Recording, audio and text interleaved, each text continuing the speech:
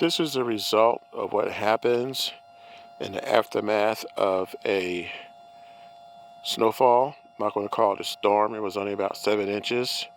This covering, this netting, was already starting to go, and a deer, or more than one, I saw one, there could have been more. They were very hungry. It's the middle of winter, and they saw an opportunity and they took it. This is what's left of my red Russian kale. The Frugal daughter and I had already harvested this around Christmas, so I'm not too upset over it, but this just goes to show you that all the deer, the white-tailed deer in this area, do not go away during the winter, and they get extremely hungry.